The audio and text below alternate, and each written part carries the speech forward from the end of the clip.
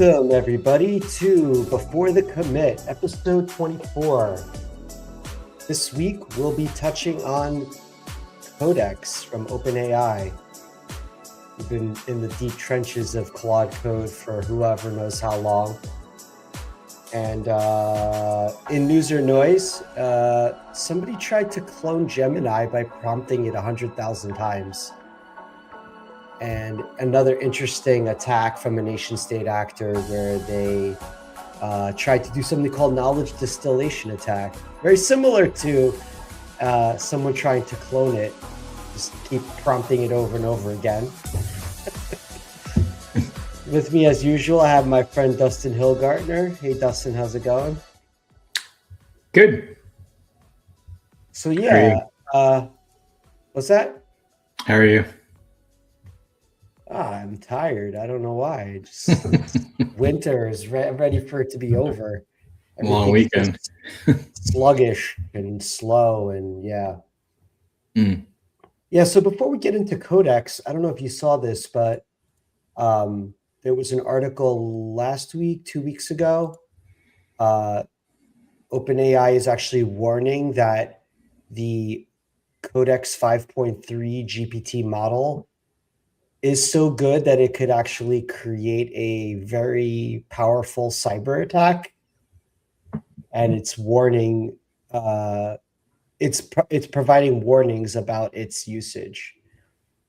Is that like a sales tactic? It's that good, guys. It could take down an entire nation. Yeah. I mean, I think they're right. But it does come off as a sales tactic because, what was it, a couple of weeks ago, Claude was used in a cyber attack that wasn't Claude or Anthropic's the one that came out with the research report that Claude was used in a cyber attack end to end or something like that. So when I read that article from OpenAI, it almost came off as like them saying, well, ours can too. Yeah. Come on, guys. Come on, attackers. Use our model for your cyber attack. We want to get in the game too. We want to be used for black hat shit also. So I thought that was a little bit funny. But yeah, they are right that these things can be used in that way. And, you know, when we get into Codex, I'll kind of take their side a little bit that it probably could be used in that way.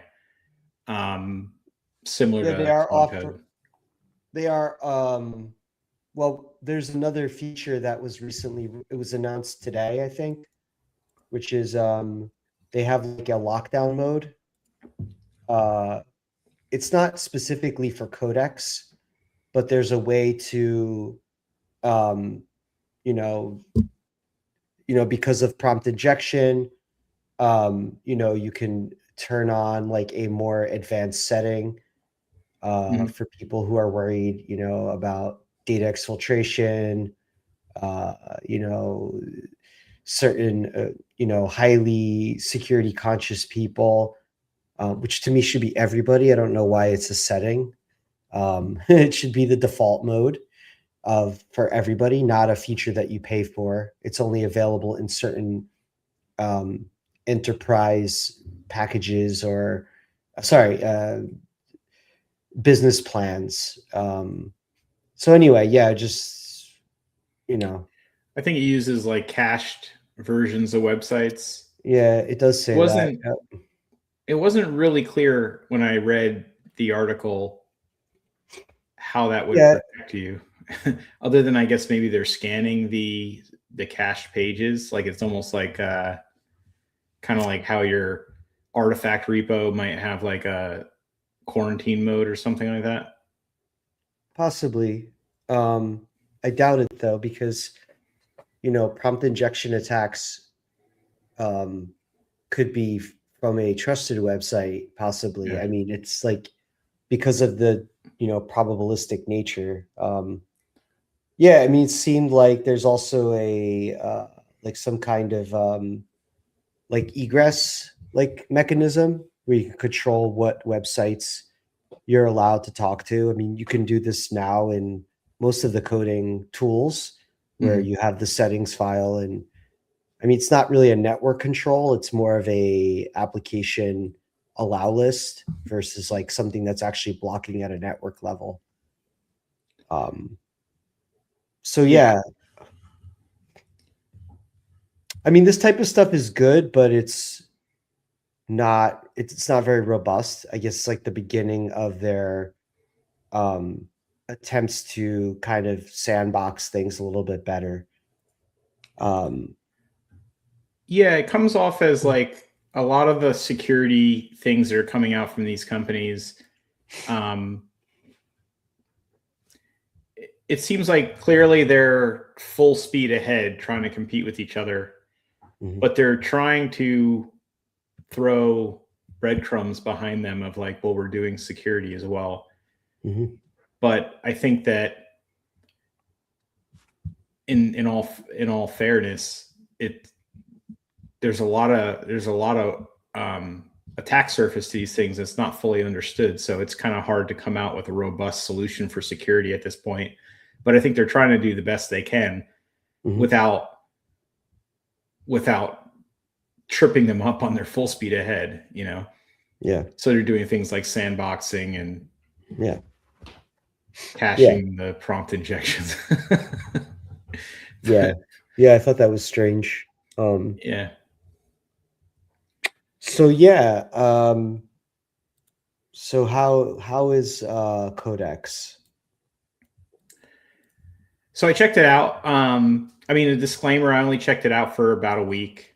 Um, and I still was using Claude Code for my main work just because I've gotten to the point where my setup is so highly productive with Claude Code that it's kind of hard to shift to another IDE and use it for my main pathway without slowing everything down.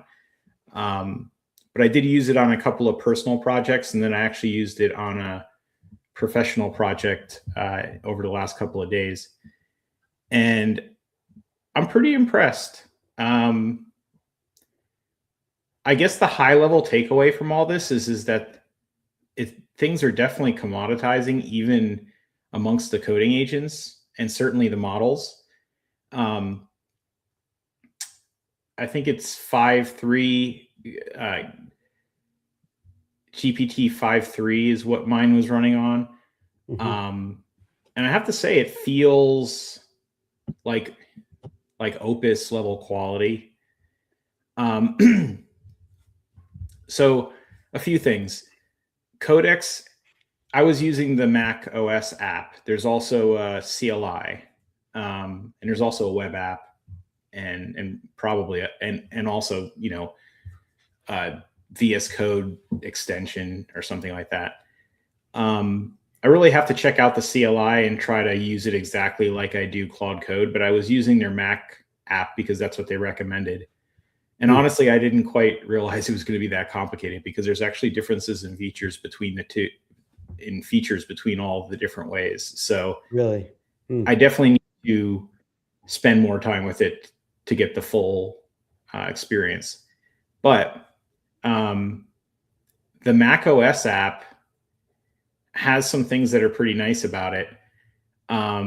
First off, it solves a problem for me that I have with how I use Claude Code with a lot of work trees. I end up with like tons of VS Code windows open, and then also because they're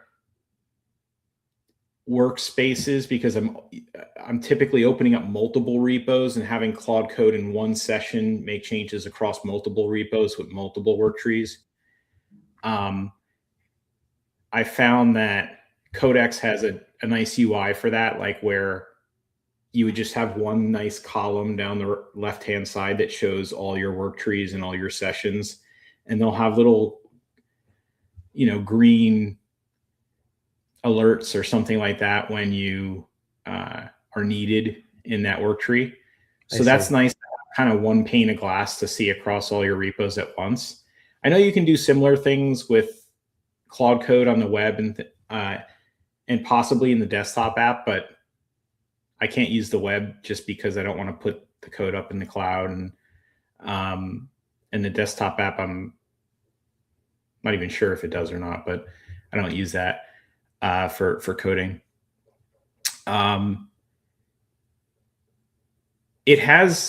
Codex has a feature called automations, which is kind of reminds me of OpenClaw a little bit, where you could set a cron job that runs. And so you could say, wake up every hour and like look at my past MRs and go find a bug. Or I even saw one that was pretty cool, which was wake up once a day and look inside of my home folder.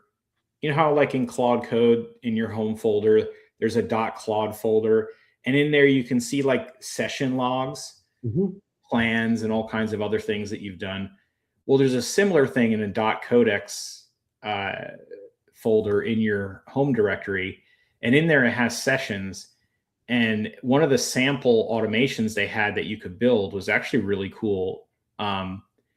It's to tell it to go look back in the last 24 hours of sessions and then make recommendations for skills you should create because of things you do often, or other things that solve tool calling problems.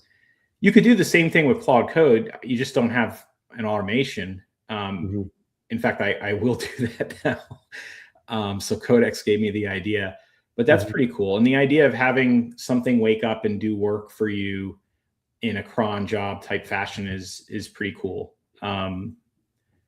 So that's something they have in Codex. They have skills. I didn't mess around with skills too much, but they look like they work just like Claude Code skills. They have a threaded UI, meaning, I guess hypothetically you could do the same thing with Claude Code if you opened up two terminals in the same window. Two terminals on the same path, and then open them both in Claude. You'd have kind of like two sessions. And it's similar to that inside of Codex, except for it's much easier to create more than one session per code base. But because it's easier to do, they have to disclaim it more than I guess Claude does, to remind you that like if you make changes to the same file across two sessions, you're going to run into issues, which makes sense, which then also kind of really limits what you could use it for, which is probably why I've never used it in Claude either. I guess maybe you could ask it a question that required lots of study and then also be working on stuff. Like maybe you could plan out what you want to do on another work tree or something. But then again, why wouldn't you be in another work tree at that point? Right. So there's a pricing difference between the two. The first thing I thought, because I was signing up for Codex to go mess around with it because I don't have a ChatGPT account. I got rid of it some time ago.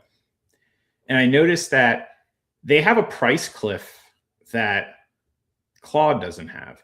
Claude goes $20, then to $100, then to $200. As far as I can tell, Codex goes from $20 to $200. There's no in between. And by the way, they also let you use it for free. So right now, I think until a certain date, you can use Codex for free. Now, with that being said, Claude's API costs are like almost an order of magnitude, or like 10x or 20x what Codex's API. Like, to give you an idea of how much more expensive Claude is API wise, their Haiku model is more expensive than ChatGPT's Opus comparison model. Like the fast model for Claude that you would probably never use for coding or doing any sort of planning is more expensive than the most expensive coding model that OpenAI has. That's interesting. I wonder how they're going to. I wonder if Claude or Anthropic drops their prices if they start losing customers that start to migrate over to Codex? Well, I think it's two different pricing strategies, right? Like, I agree with you. I think that the API costs on Anthropic's side will need to come down over time. I mean, obviously, I don't understand how much money they're burning through internally, so maybe I'm completely off. But I would say, as a consumer, in order to match what OpenAI and other models are going to do in terms of pricing, I would imagine that Claude would have to come down. And probably one of the reasons why its API costs are so expensive is because they're the first person that's really ever produced a model that can code very well. But now that others are catching up and also have the application layer vertically integrated and have a model that's as good as Opus, you'd think that they would have to lower their API costs to come in line. But in a way, they are possibly even still cheaper than OpenAI because they have this subscription where you get near unlimited usage for $200 or $100. So I think they're kind of in line pricing when you factor in the subscription from Anthropic. So it's hard to tell, but Claude Code has that weird thing where if you want to use it outside of like the Claude CLI running at your desk, or use it for bots, or use it in your pipelines or something like that, that it's at the very least harder, but probably also violates their terms of services to use the subscription. So I feel like, they should tear down that wall, or I'm not sure why they have it, honestly. It makes me think that there's something going on in terms of burn that we don't know about, right? Like, obviously they don't want to burn through money too fast. So I'm sure some of that is the decision-making process there, or maybe they think that there's an upsell to enterprises to go on the API. But so OpenAI has a cliff in their subscriptions where you go from like $20, which is cool, to $200, which might be sticker shock for some people. Claude has a cliff when you transition from subscription to API costs, where before you were spending hundreds and now you're spending thousands, for the same thing. So it's interesting how those two are. It'll be interesting to see if other players like Google or XAI start to get into this game with a vertically integrated app and coding model. Yeah, I would imagine that. I would imagine that the pricing would definitely have to come down. Yeah, I imagine that we'll hear from, SpaceX soon. About their own CLI that they are using internally for developing their own and improving their own coding model. Because if they're told not, they can't use other models, and I'm sure they're developing something there. Yeah. So there's a plan mode in Codex. And I have to say, I think the plan mode is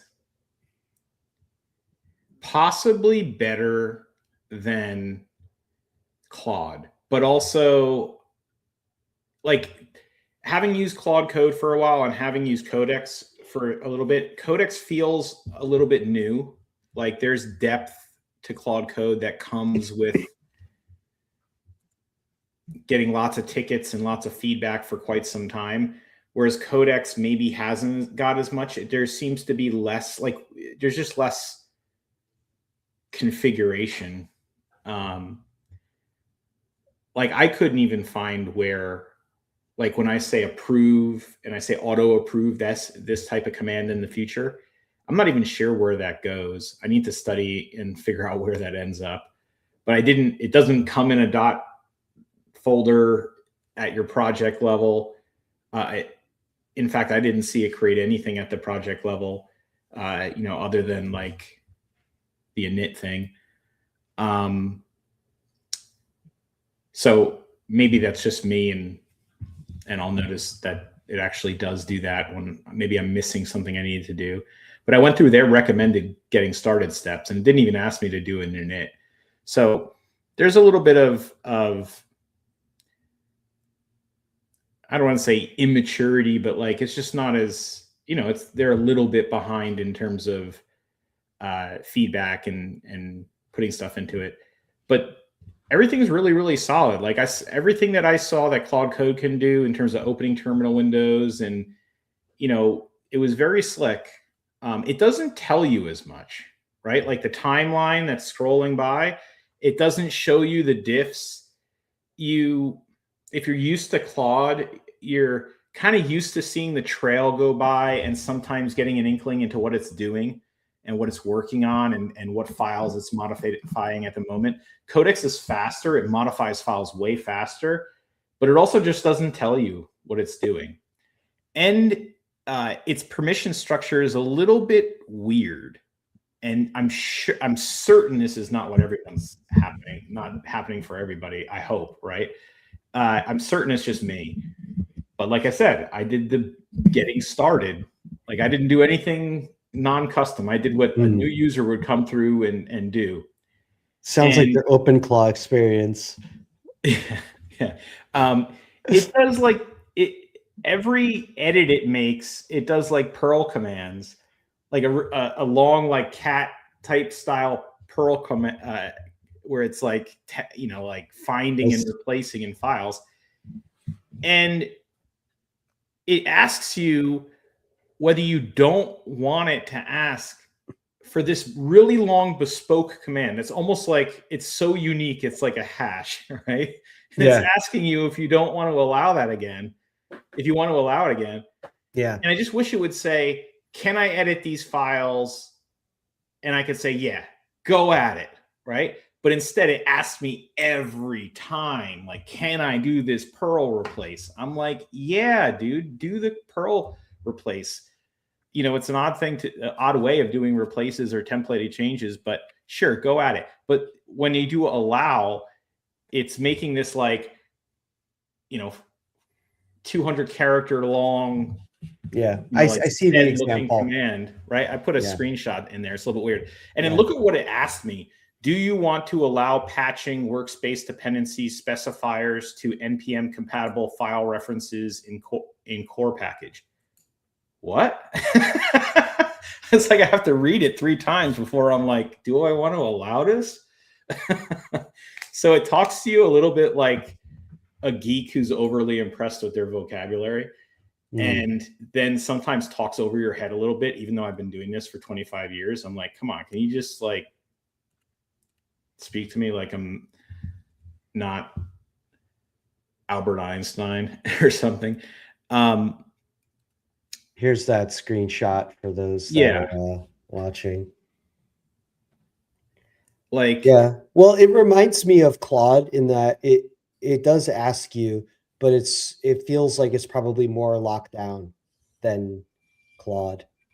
And sometimes Claude will ask you something like this.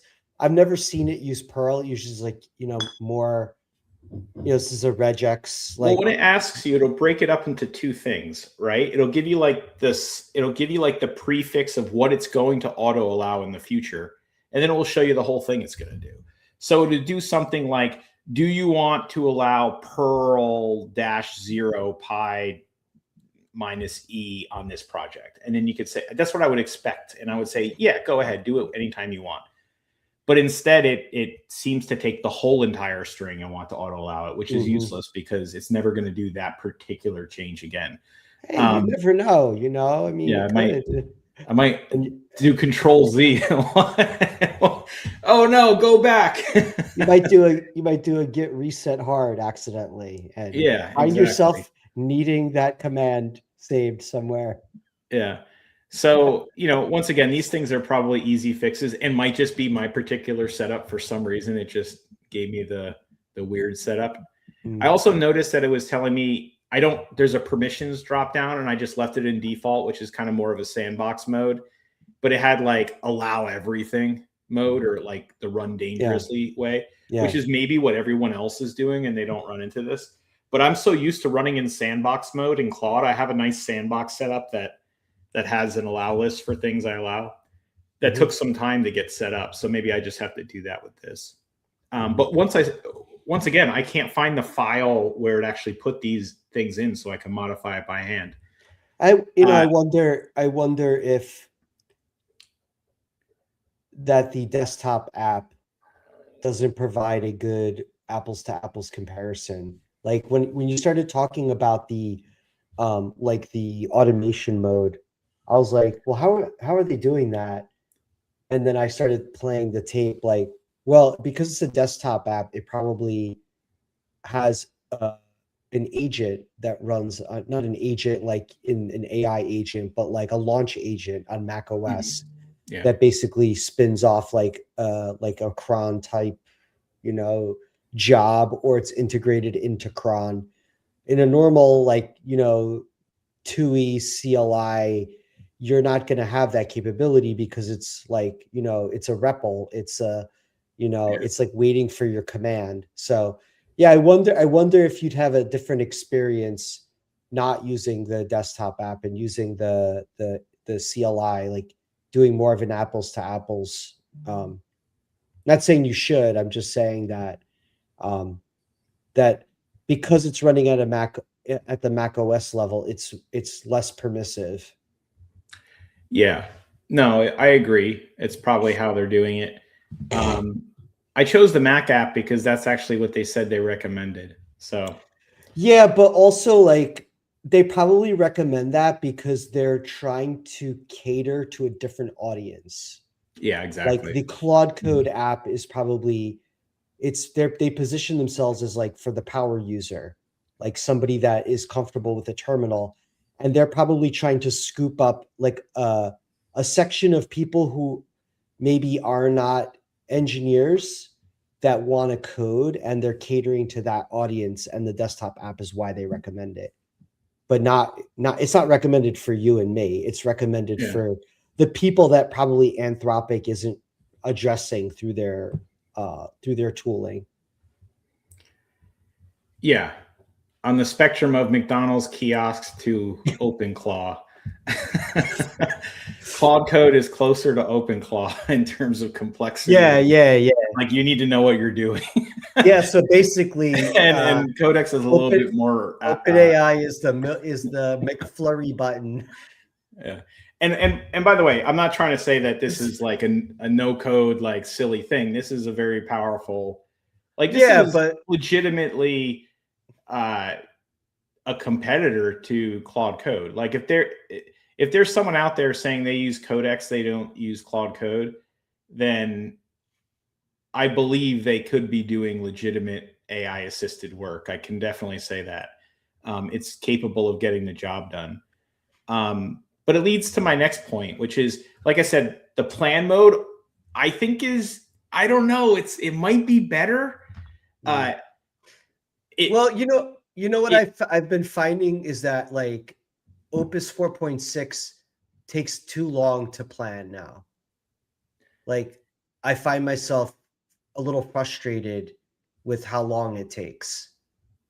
It's taking like sometimes 15 to 20 minutes to write a plan that is not that complicated.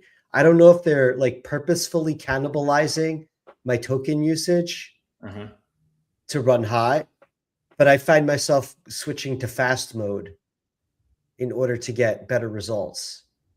But it feels like it's regressed a little bit. I'm full HGTV bake mode where I'm like kicking off a plan and just minimizing and going to the next ticket and kicking off a plan. So I don't notice how slow it is anymore because you should look at the time. You should look at the timings of like of how long it took. 4.6 is definitely slower. I'll tell you that. And you could tell that they were a little bit like they acknowledged that because then they came out with like this fast mode where you could do /fast. That's what I do is I put it in fast mode, which by the way, Sonnet 4.6 came out today and supposedly the benchmarks are really good. So let me just say one thing about this. So I think the plan mode might be better, but But the more I think about it, I'm unsure, right? Because, and this brings me to my next point, is like, they're like two different personalities, right? It's almost like you're dealing with two different people, or like there's a personality to it. I know this is going to sound crazy, but after using a lot of AI agents across different fields, like coding agents and car and this and that, like there's a personality to each one of these products, right? That you learn kind of by using it. And I know that I, was saying, oh, SaaS, if you're using 10% of SaaS and you're stuck in the walled, the walled stadium, and you're getting sold, $15 hot dogs and things like that.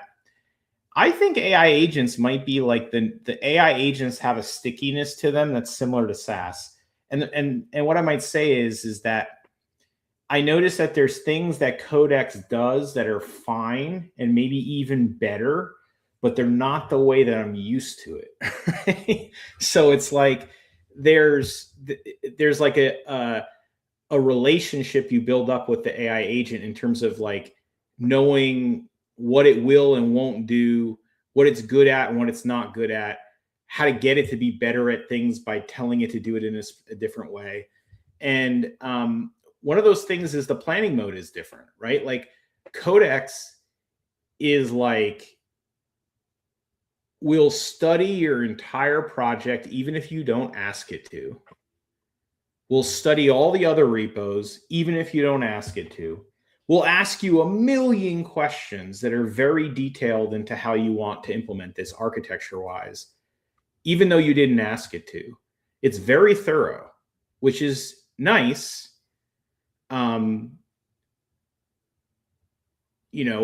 If that's what you want, which possibly you do, and I liked it. Claude is a little bit more of like, just wants the basic idea of what you're building. And instead of wanting to spell out every little minor detail of things, it'll kind of take artistic liberty at times with things. Which is nice too, because you get to think. Which is nice too. Yeah. And when you're first starting to use it, you might say it's taking artistic liberty. I don't like that. But when you get used to using it for a while, you kind of get a sense for where it will go and where it won't go. So you talk to it more in that way, where when you say, oh, let's build this feature, you'll say, but let's not do this yet. Whereas in Codex, people who are used to using Codex maybe don't ever gain that sort of way of speaking to it, because Codex always just asks them specifically what they want. Codex is like the nerd that nobody. I heard this on a podcast and I didn't know what it meant until I started using the latest code base. I think it was the guy from OpenClaw. He said, or it was on like Lex Friedman or something like that. Codex is like the nerd that's amazing at coding, but nobody wants to talk to. It's not very personal.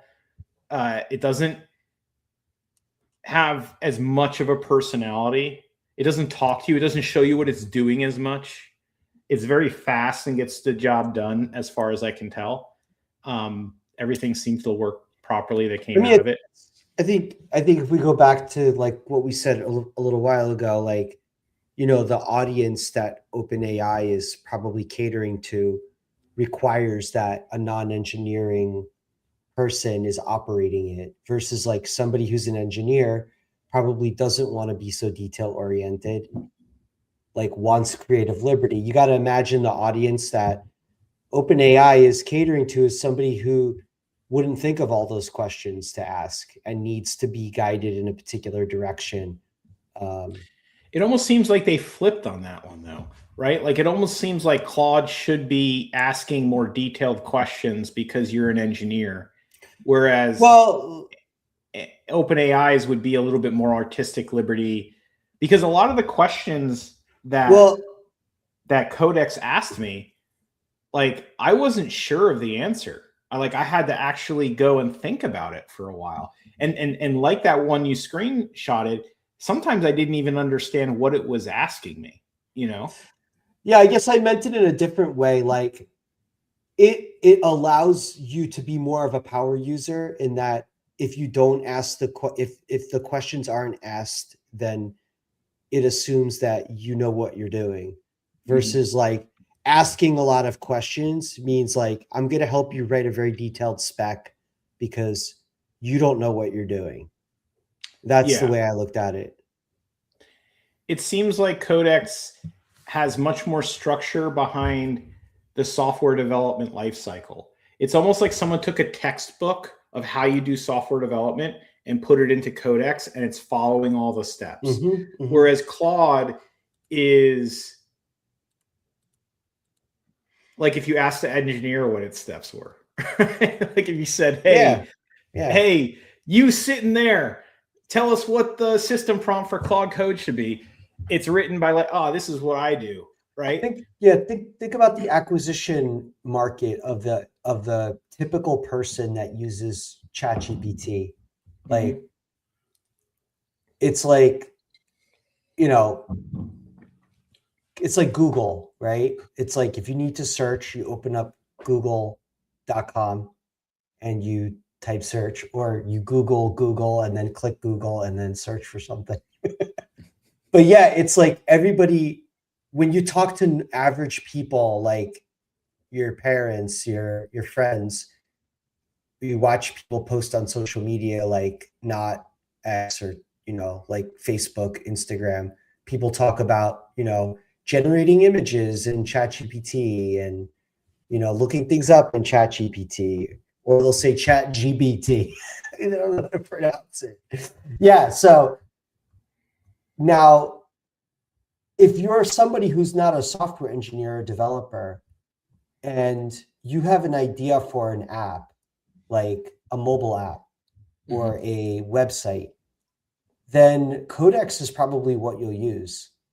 And so it makes sense why they have the nerd, because they would normally go to Fiverr or Upwork and hire that person who would ask them a million questions and dial in the app, like you not have to spend any more money. Somebody like that is not going to go to Claude, Anthropic's website, install the npm package for Claude, Claude Code CLI, and start using it. They're not going to be able to make sense of it. They don't understand Git. So I bet you a lot of the desktop tools, without even having opened it, like make it super easy for you to integrate everything, like get your app totally built from soup to nuts. Possibly, but also I would say that it is built like with all the engineering stuff you'd need, right? Like I didn't at any point think this is lacking anything major. There's a lot of like little polishing things that I would expect them to probably fix as they get some feedback. But like the main things were there. And what it made me think was if I couldn't use Claude Code, then I think Codex would probably fit that same even the fact that there's like a commit button inside of the desktop app, like they've integrated Git into it. And I wouldn't be surprised if there isn't already a way to deploy directly to Vercel or Render or something like that, that they give you the full stack inside of. I think they handle that with skills. There's a lot of skills to do things like that. Gotcha. So I think they may handle that with skills. I'm not sure. I didn't really dig into their skill marketplace too much. I usually build my own skills, but I don't build them right away. I build them after I get tired of doing something over and over and over again. I build a skill. But yeah, I mean, overall, my impression is that it's really solid, and it makes complete sense that OpenAI and Anthropic are in this battle with each other, butting heads and trying to like the open claw thing that we'll talk about later, because they're definitely going to be competing with each other in this market. because they have tools that, yeah, maybe one's a little bit further ahead, but it's not like they have a moat. That's, it's not like they have any lasting, advantage. Yeah. And like you said, SpaceX will have something. Is it still SpaceX? Is it XAI? SpaceX AI? What's interesting is that the two companies that are more financed, right? Like that have the bigger, I shouldn't say more financed, but like have the bigger pockets. They seem to be behind on the coding side, almost like they're not paying as much attention. So they might be spending all their time expanding in places where maybe OpenAI and Anthropic can't, because they don't have the CapEx spend for it or something like that. I'm not sure. So it'll be interesting to see how Google and XAI either get into this market in a big way in the future, maybe soon, or whether maybe they have other plans and are skipping this one. I don't know. Well, no, I mean, Google has anti-gravity. I don't know if you've looked at it. They have their own. I haven't, but I have to evaluate that and see. Yeah. So maybe we need to do that at some point. The interesting one is how quiet SpaceX has been on all of this, because Grok Code Fast came out like months ago, and there hasn't been any improvements to it, and that we can see, right? Maybe under the hood, there's stuff going on, but they don't have their own. They don't have their own tool, like you use it with other tools.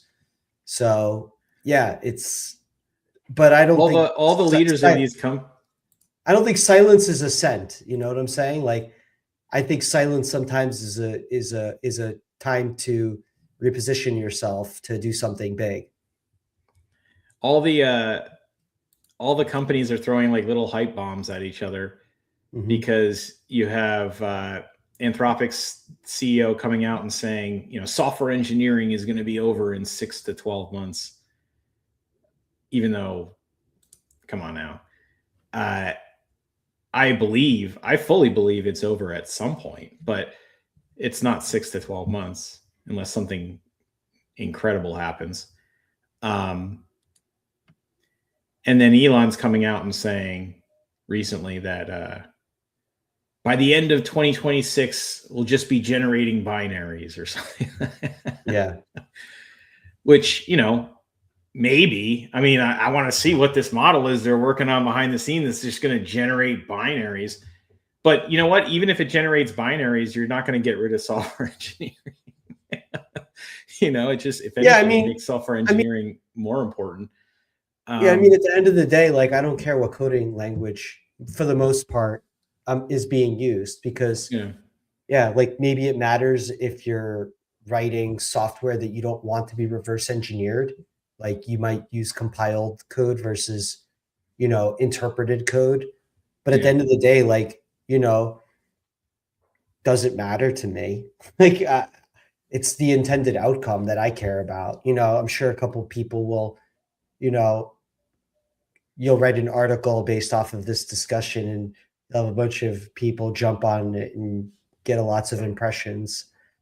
But yeah, Grok Code Fast hasn't came out last August. So, I'm sure something's cooking and we'll hear something soon. I don't think that they're just going to sit on the sidelines. Clearly they know that there's value in coding, right? There's value in having a play in that for a variety of reasons. Yeah. And it's pretty much it. That's the lion's share of the investigation I did. I think it's a real deal player, and I was able to get good work done. And I imagine that if I spent as much time with it as I do Cloud Code, then I would probably be every bit as productive as I am with Cloud Code. I don't think there's anything in there that I thought was missing. It wasn't enough to make you like now want to spend the time to switch over. It was cool. And that's what I was saying before, is there's a stickiness that comes with like how much built up rapport you have. Mm-hmm. So it would kind of be like, how if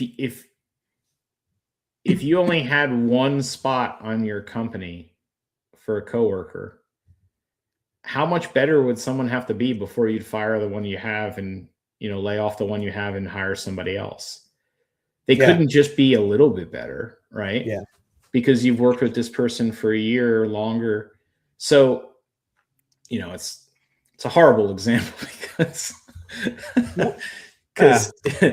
you probably aren't going to lay somebody off that. Well, I'll give a different example. Like I was a Windows user for forever, and yeah, like I would look at people that use Macs, and I would just be like, "Oh, it's it's a toy," and like blah blah blah, whatever things I said. Serious developers don't use Windows, blah blah blah. And but back then I was doing a lot of Windows development, C# and VB script, VB code, or whatever it is. Yeah. So, but then Windows like 8 came out, and like I could not stop the blue screen of death from happening. Just like constantly like ruining my like experience, my day, like every day. And then you go into that mode where like you would reformat your hard drive and like reinstall Windows and reinstall all your apps. And you do that a few times, like you would just be like, all right, you just accepted that as part of your reality. And finally I got so frustrated. I went to our boss at the time, Alex Yampolsky, and I said, yeah, I want a Mac. And that was 2013, 2012. And I've not since looked back. I've not ever once had to like reformat my hard drive. I've never had to like redo my system. I've never gotten a blue screen of death. Every once in a while, like very, very rarely, my system might lock up. It's like maybe once a year or something like that will happen. I'll have to do a cold reboot. But yeah, that was a long story. That was a long story to make my point about switching, right? I think for me, I think the iPhone killed Windows development as being the most prevalent, because early on in my career, maybe as much as a third or maybe half, I'm not sure, but a long period of time of my career early on, it was all Windows development. Everything was Windows development. You hardly saw anybody with a Mac. And then the iPhone came out with the App Store, and the only way you could make iPhone apps was with a Mac. You couldn't do Windows development at all on it, but you could do anything on Windows and a Mac. So all the engineers kind of transitioned over to a Mac so that they could develop on any of the platforms. So it was a pretty smart thing at the time to lock down Xcode only to Mac and iPhone development, because I think that in many ways killed, like, everyone used to have a ThinkPad back then. Everyone had the, compact ThinkPad or HP ThinkPad or whatever it was. And then Lenovo bought it. And, the ThinkPad was like the developer machine. And then it became the MacBook Pro after the iPhone App Store kind of made everyone have to convert. So that was a smart move on their side. Yeah, so that was a long way to get to where I wanted to go with the stickiness of what might make somebody, you might fire somebody, I might just switch a laptop. And I still like the analogy with the person better, even though it's brutal. But it would take a lot to change a coworker. Like they would have to be so much worse. If you only got someone who is 10% better, you wouldn't go through the struggle of getting rid of somebody that you've come to have a relationship over time. So I think it's similar to that. Like, I think that if someone starts with Codex, they'll think the same thing in reverse, Mm-hmm. So last week we covered OpenClaw, and I guess you saw it. I saw it. I didn't really think much of it, and then you sent me the same article. And the this guy Peter Steinberger, who kind of created OpenClaw, joined OpenAI, and apparently, yeah, he's Yeah, I working think for them it's now. I think it's a smart move by OpenAI. I think OpenAI has been making a bunch of smart moves. I think Codex, like I said, is there. I think it was smart for them to hire the guy from OpenClaw. I'm surprised that Anthropic didn't do it. Yeah, I think it was a good move. Mm-hmm. I mean, I still think OpenClaw is like one of, it's like I go back and forth on whether it's malware or not. But Yeah. I think it'll improve over time, and I think it was a great project for someone to develop. I'm not taking anything away from it. Yeah. I just don't think it's great for everyone to be installing it all over the place when they don't know what they're doing. You know what I found with OpenClaw is, like, I think the architecture, like, there's certain things about the architecture that's right, but one of the challenges with this, like, concept of chatting with the bot is that it doesn't lend itself to the way that most people might work. Like, you have these threads of consciousness. So, like, I actually wrote my own version of it, like, that basically does what I had before, which is it uses I think the future of agents is more of the mission control like function, where you have a dashboard and you use like you let agents check into the dashboard for like what they're supposed to be working on. And like chat might have a place on, like, oh, tell me the status of something, but delegating, like, it doesn't really work well unless you could spin off multiple chats with an agent, or you have different chat rooms. It doesn't really lend itself. So there's certain things about OpenClaw that, I think there's a lot of hype.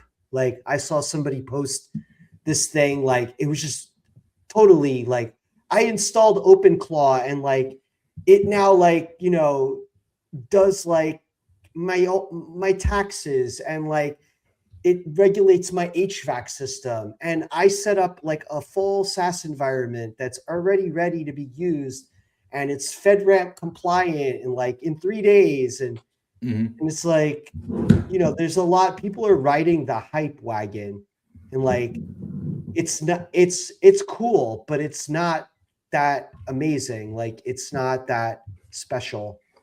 And like the idea that you could chat to it means you have an open VPN connection through a publicly accessible like gateway, like that has no authentication. Yeah, I mean, there's hypes. It's crazy because there's all these hypers on both sides, right? You got people hyping AI, like, look what I did in 2 weeks. It's amazing. It's an enterprise app, And then you have other people on the other side who, in some cases, should know better, who are saying that, this is all a sham. It's never going to work. Nobody should be AI coding.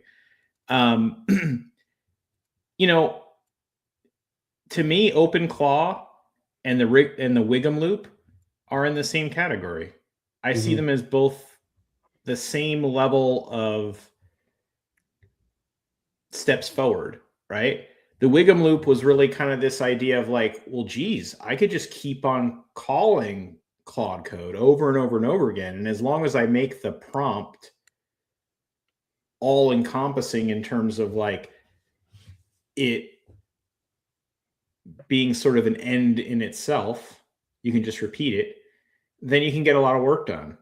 And I think OpenClaw was like, well, what if we extend that to forever, right? Like, what if we make it, instead of it looping in hyperactivity until it's done, what if we had it wake up every day and do something, and that's what I see it. Yeah, there's definitely like, there's going to be improvements upon all this, and there'll be another hype bubble, and there's certainly great things about it. I just, there's things about it that are really cool, like the soul and like the cron and the heartbeat, and it's a lot of useful stuff. And I've implemented a lot of that in my thing is just a shell script that goes to sleep for 5 minutes and then wakes up and queries Ponder via MCP for tags and says, oh, okay, you're a research one. Go on the internet and research, or you're a coding task. Go use Claude Code. What's cool about mine is everything uses Claude Code, the CLI, with the -p flag. So I don't have to worry about API costs. Like I'm just using Claude Code like as my agent, but just waking up and using it like with the dangerously skip permissions flag and just passing prompts in. So, like it's inspirational for sure. And like, but like just to use OpenClaw because, it might be the only thing that's out there right now, but you can see that, Cowork, is going to make improvements. And, I'm sure that, ChatGPT, OpenAI will get their hands into some kind of local agent that orchestrates. Like you could see the utility in like doing more than coding with these agents. Like you could see the utility in like creating a personal assistant. Like, yeah. So the chat thing, I don't know that if you can't spin up more than one, imagine that you had to do all your coding in a single chat window. Like think about the context switching. Like you just open up another IDE or you have another work tree. Anyway, I'm going off. The people that are using OpenClaw to code things, to me, they're in the philosophy of like, I don't really have to look at the code, right? It's not just coding. It's just like, if you're talking to the chatbot and you're saying, go adjust my thermostat to 73. And then you're like, help me research LinkedIn articles that relate to this podcast episode. It doesn't lend itself, that style of communication doesn't lend itself to getting good results, because you're now interleaving sessions, as they call it in OpenClaw. What you really need is like another window. Like in Claude, you can do this very easily. You can context switch between what I'm saying is that the chat feature of OpenClaw really doesn't lend itself to being productive. You find yourself I get what you're saying. Other thoughts. Really, you need to like put your thoughts somewhere and let it check in and analyze the threads, versus like the reverse, like where you're telling it to do stuff. And anyway. But I guess what I'm also saying is that I feel like you can't really do much with OpenClaw without letting it write code, right? And because you're in a Telegram chat, I mean, it kind of feels like you're not going to look at that code. You're just going to say, hey, so what'd you do? You know what I mean? No. And the fact is that the model of how OpenClaw works is that you can make skills from within that chat. So you could inherently like say, go to Claude Hub, install a new skill. Or what I would do is not install any Claude Hub skills. I'm like, I just write a skill. Like, why take somebody else's stuff that could be risky? But even in that, you're like, you're not sure unless you like, there's a pattern there of like synchronizing the files to like Obsidian, and then you could actually see it, but then it's too late because you've already written it. So like you have sort of like a hot reloading like agent system that you're adding new skills to, that you are coding markdown files that are your skills. So yeah, it is a feature of OpenClaw to remotely be able to create new skills. And by the way, like that skill could be like, whenever I ask you to give me all the API credentials on disk and like any sensitive files that are in this Google Drive, or, but only do it if I ask you to do it, not if somebody else does. but that's what I'm trying to get at. And I'm not trying to say that nobody out there is using OpenClaw in like an AI assisted software development, like nice way, or, rebuilding it and doing it securely. Sure, there's folks doing that. I'm saying the general user of OpenClaw, your relationship is like a non-technical co-founder. Like you're not looking at the code. You're just assuming whatever it wrote or whatever skill it got worked. And if it doesn't, then you're saying, you are vibe coding, like you're vibe coding with it. Yeah, you know what I mean? And to me, that's not something that I'm all that interested in. Now, when it's dialed in, when it vibe codes better than me, just like my car drives better than me, then hell, I'll use it all day.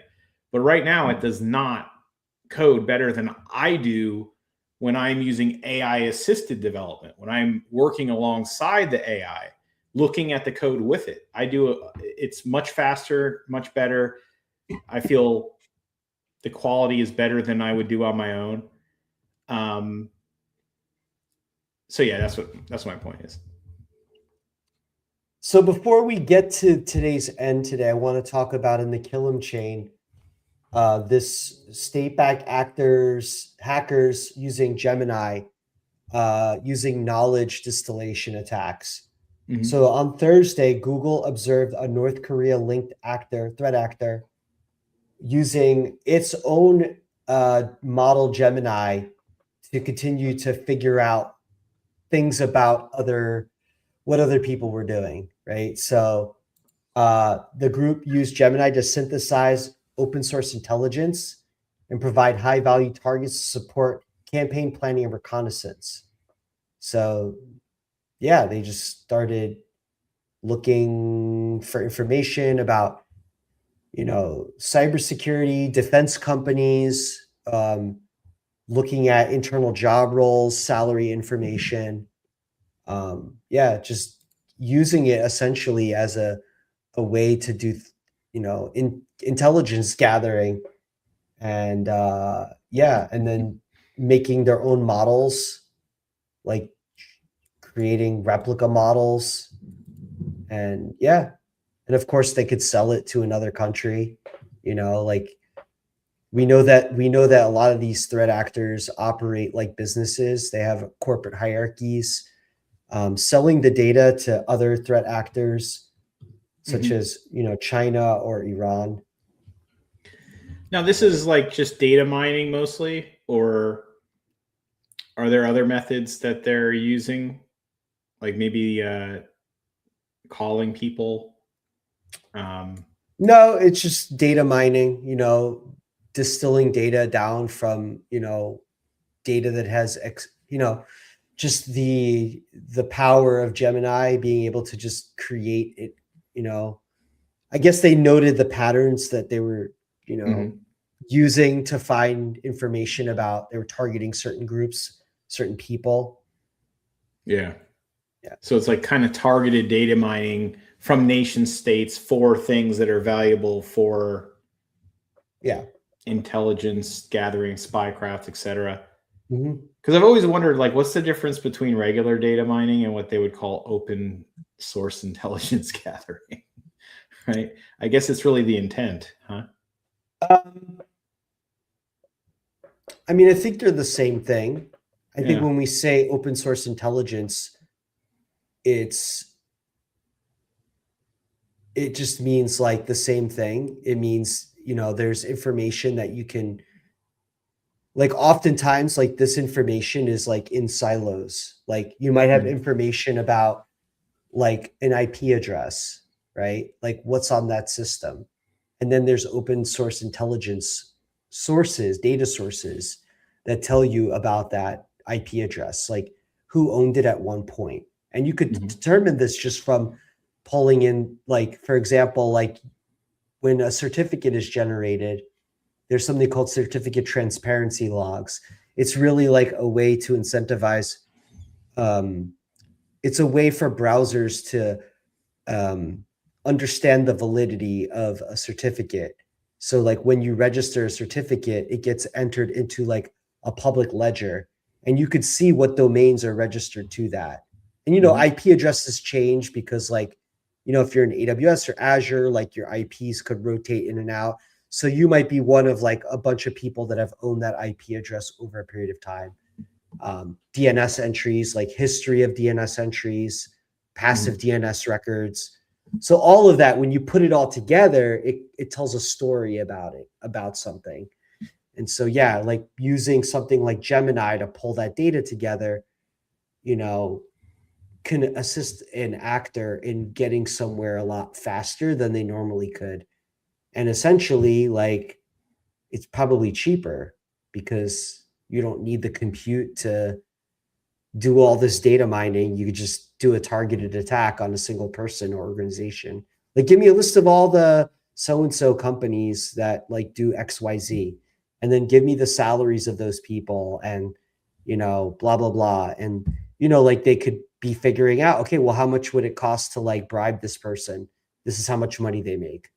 So yeah. No, so it's pretty much intent, I guess, is but you difference. You can see like the frequency probably of the types of like where they're coming from and the frequency in which the requests are being made and the targeted information that is being looked at. Yeah. Interesting. Yeah. So, I mean, on a similar note, somebody was doing not the same type of thing, but prompting Gemini over and over and over again, like 100,000 different times to try to reverse engineer like the system prompts in order to clone it. Yeah, they're trying to distill it. Yeah. So I guess before we go, I wanted to point out that Twitter thing I had read.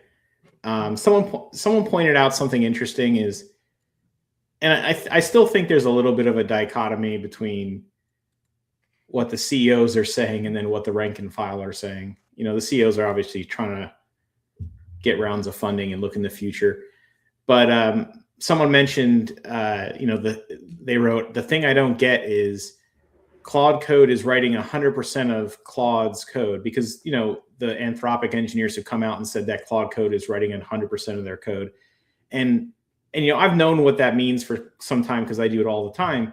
But there's a lot of folks out there when they read that, they think, oh, well, they don't have any engineers now, right? Like the code is, the engineers are just sitting, they're just in the cafeteria now waiting to get laid off. But that's not what it means at all. So, he says the one thing I don't get is Claude Code's writing 100% of the code now, but Anthropic has 100 plus open dev positions on their jobs page. And he was pointing out that didn't make any sense. And Boris, who is the creator of Claude Code, came out and said that he goes, someone has to prompt the Claudes, talk to customers, coordinate with other teams, decide what to build next. Engineering is changing and great engineers are more important than ever. And this is kind of something that I was saying, to anyone who asked me about that, particularly junior engineers. They goes, is software engineering dead? And the answer is no, not at all. In fact, I think at least in the foreseeable future, it's actually more valuable than ever before because now a skilled software engineer can do 10x the amount of work they did before. Now, I don't find it useful to like keep debating this. I think that there's a right now, and then there's a tomorrow, and then there's a day after, and over time there's going to be a change, like, and what it is, and who it impacts first is all speculation. Like, I mean, you hear somebody saying, 6 to 12 months, like software engineering is going to be dead as a job, and and then the goalpost gets pushed back, and what does that mean? Does it mean that for Anthropic? Does it mean that for all companies? Like, and does it mean like a certain type of software engineer? Well, one thing I've realized from browsing LinkedIn for a while and seeing a lot of the cope is that there's a lot of people out there with the title of software engineer who aren't software engineers. They're Yeah. coders or programmers. Yes. And they are really upset and deathly afraid that someone is going to take their identity away from them. And I would say that I think coding is dead. It is going to die very soon. And I think software engineer will live for a long time, at least the foreseeable future, which every day is less. Well, the fact is that the market has created a situation prior to AI coding that allowed people who are not software engineers to have a job. And unless those people learn to use the AI coding tools, they're going to face a rough road. And those people that actually know how to use the tools, know how to orchestrate them, they're the ones that are going to come out on top. But yeah, until coding becomes fully autonomous, which that's not what is being talked about right now, then you still need software engineers. Like, that's not going away. I don't know. Maybe there will be organic coding or haute couture coding or. Okay. All right. So next week, I don't know what we're covering, but maybe it'll be anti-gravity. Maybe it'll be SLMs. We'll find out next week. Thanks everybody for joining.